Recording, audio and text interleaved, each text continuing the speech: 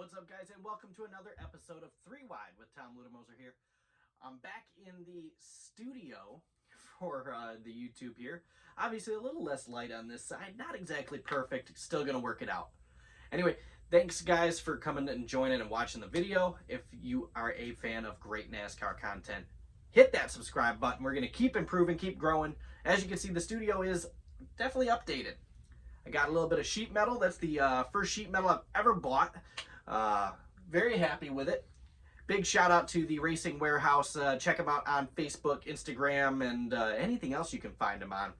Great deal on that, including shipping. So definitely a big shout out to those guys. As well as I've got an updated kind of little diecast display I got going on over here as well.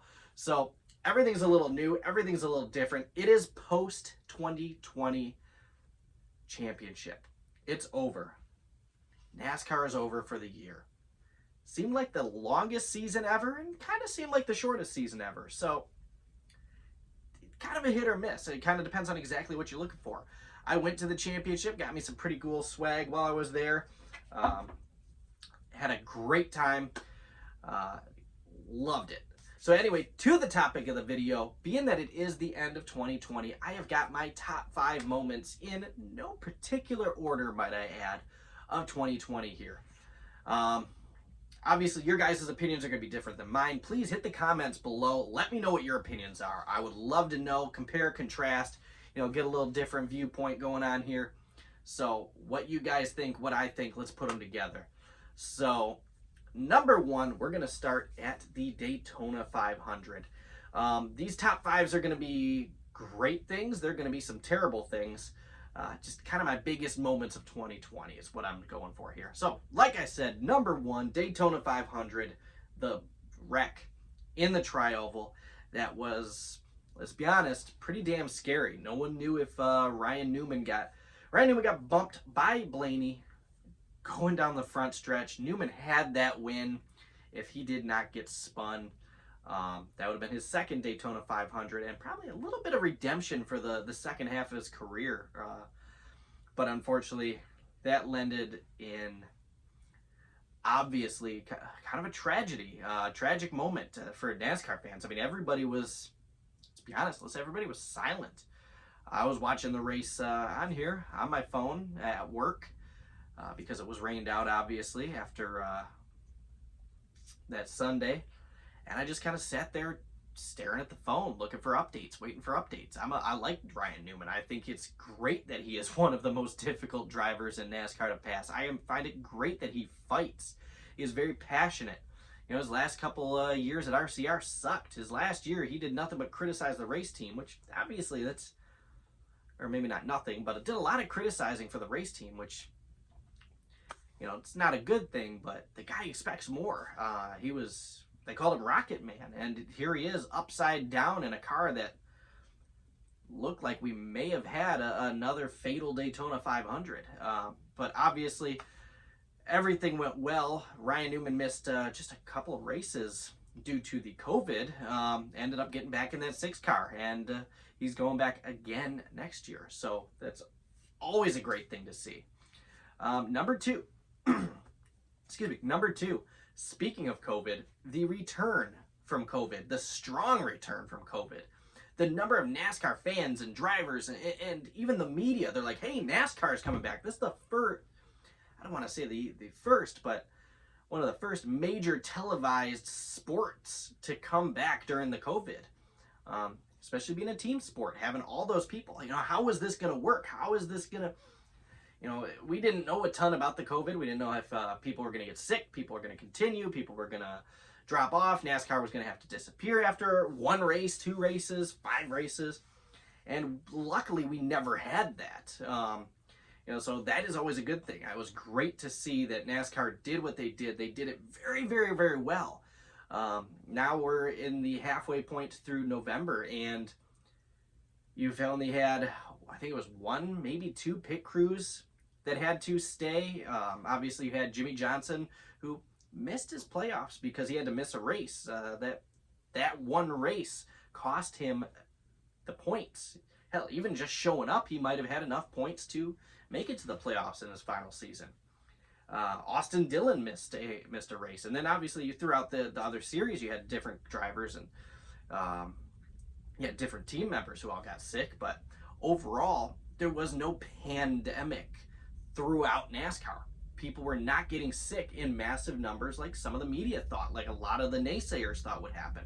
So to see NASCAR come back and come back as strong as it did, and only lose, and I forget when I saw the poll, only lose 1% of viewership due to last year, compared to some of NFL, NHL, NBA, all of them losing huge chunks of viewership. NASCAR did a amazing job, and I want to congratulate NASCAR and say, hey, what a hell of a job. Number 3, that would be Chase Elliott's win at Martinsville. I'm sure you all remember a few years ago. I'm not a huge Chase Elliott fan. For those of you guys who do know, I'm not a huge Chase Elliott fan. I give him respect. I like the kid, but I'm not one of his fanboys jumping up and down, freaking out. Oh my God, he's the best ever. I'm not that guy. I was a Clint Boyer fan for a long time. So when, I'm sure you all remember when Chase got dumped leading at Martinsville a few years ago, still in a 24 car by Denny Hamlin.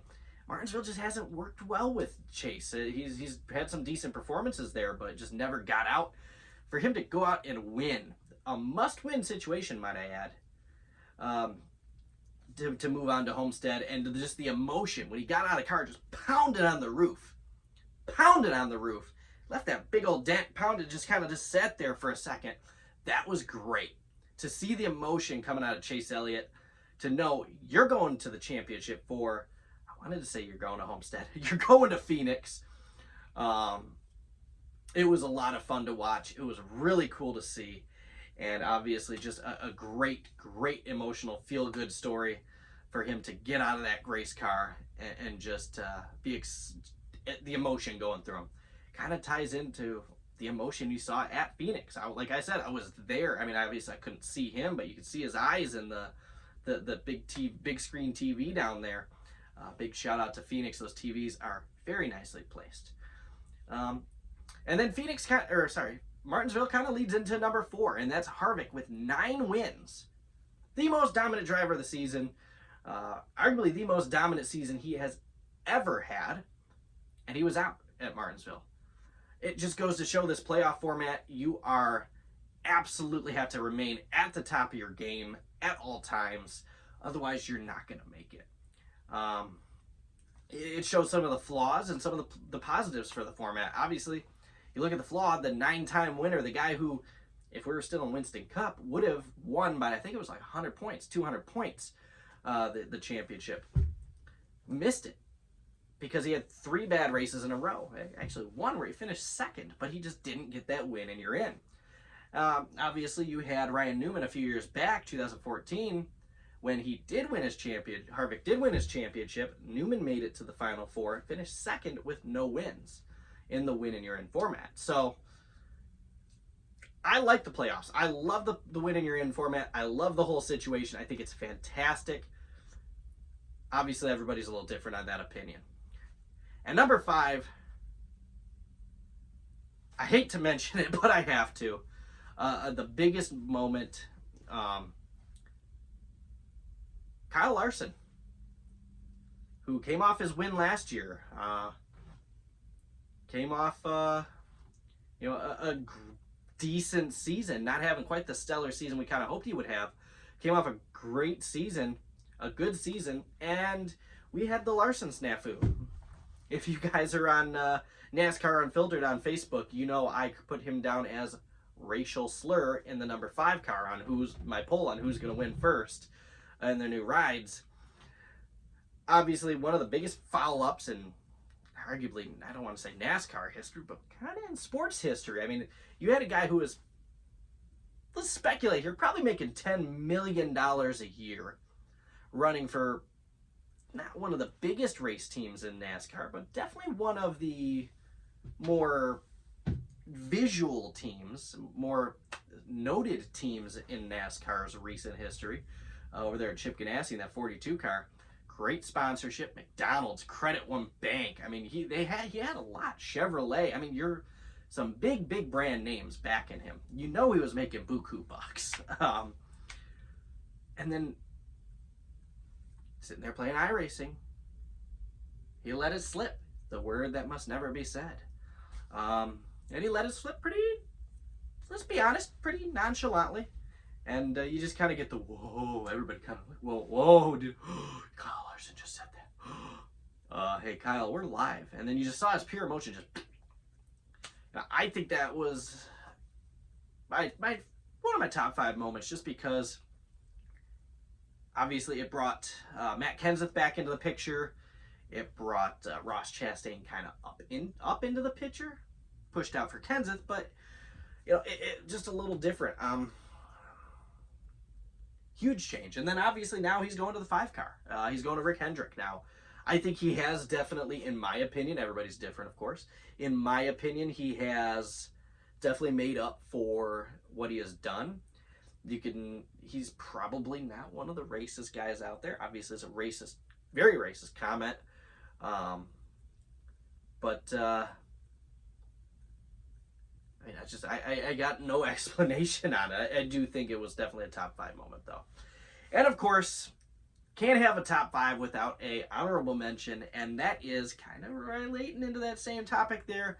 That is Bubba, or as I put him in there, Bubbles. Bubba Wallace's kind of black